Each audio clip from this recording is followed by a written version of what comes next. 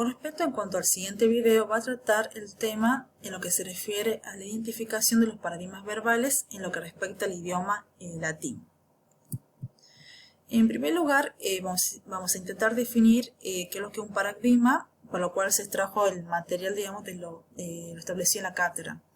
Dice que la palabra paradigma proviene del latín, cuyo significado es modelo, es decir, que este término va a indicar un patrón o arquetipo por el cual se va a entender ciertos aspectos de la conjugación latina, abarcando las 5 formas esenciales de cada conjugación. Por ejemplo, el tema principal va a ser lo que se refiere al verbo. El verbo, tanto en latín como en español, posee se caracteriza por ser ciertas similitudes, es decir, ciertos aspectos. Por ejemplo, el verbo se caracteriza por poseer una voz activa, una voz pasiva. También se habla por la caracterización de poseer ciertos modos, de un modo indicativo, un modo subjuntivo, un modo imperativo. Y además, también este verbo se caracteriza por poseer tiempo. Hablamos de un tiempo presente, un pretérito, un futuro.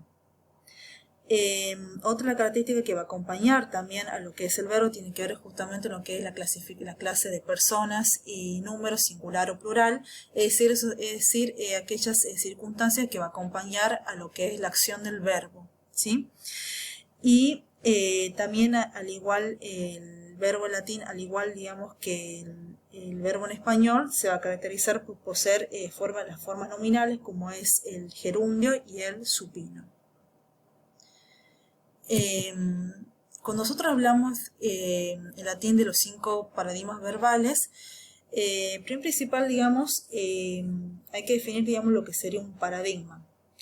Es decir, que gracias a la enunciación, gracias a cómo se va a enunciar el verbo mediante dicho paradigma, y por lo tanto este paradigma hace referencia, de acuerdo a lo estudiado en el módulo, al conjunto de temas o raíces que va a permitir que se produzca una construcción, o sea, del verbo, o sea, se va a permitir que se produzca esa conjugación.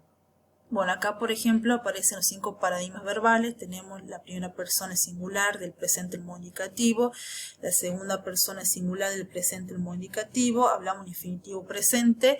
Otro paradigma verbal tiene que ver con la primera persona singular del pretérito perfecto el modo indicativo y el supino. También otros aspectos a tener en cuenta en lo que se refiere al tema, justamente lo que se refiere a lo que es tema o raíz y desinencia en lo que respecta al verbo en latín. Bueno, acá dice que el verbo latino posee una parte invariable que se denomina tema o raíz, que contiene significado, y la otra parte que se caracteriza por ser variable, que es aquella conocida como desinencia o terminación, la cual señala el modo, tiempo y la persona del verbo. Esto quiere decir, digamos, que cuando nosotros analizamos la palabra en latín, constituye, digamos, 2 partes o 2 porciones. Por un lado tenemos una parte que no va a cambiar, es decir, que es invariable, que es aquello que se denomina raíz, ¿sí? O sea, va a permanecer inmutable, no va a cambiar. Y la otra parte que va a cambiar, o sea, la parte variable, es lo que se denomina desinencia o terminación, y es aquella que nos va a permitir realizar posteriormente las conjugaciones correspondientes de distintos verbos en latín. A modo de ejemplo, aquí aparece, digamos, en contraposición tanto el latín como el español. Por ejemplo, la palabra rosas en español y por rosario en latín. Y justamente acá vemos que lo que permanece inmutable es la raíz. Raíz es ros, y después, digamos, lo que va a variar va a ser la desinencia. ¿Sí? Bueno, acá más que nada la equiparación, digamos, tanto del latín como el español, para ubicar tanto el tema o raíz y desinencia. Bueno, con respecto a lo que es las conjugaciones verbales, bueno, para reconocer, o sea, la conjugación a la que pertenece un verbo, uno se va a tener que fijar en la primera persona del paradigma, que es aquella que se refiere a la primera persona del tiempo presente, el modo indicativo, y a su vez también se va a tener que referir en la tercera, en cuanto al paradigma, se va a tener que referir en cuanto al infinitivo, ¿sí? Y de esta manera, haciendo esa conjunción, justamente se va a poder obtener los diferentes tipos de conjugaciones en los verbos en latín. Hablamos de la primera conjugación, es decir, cuya desinencia va a ser o are.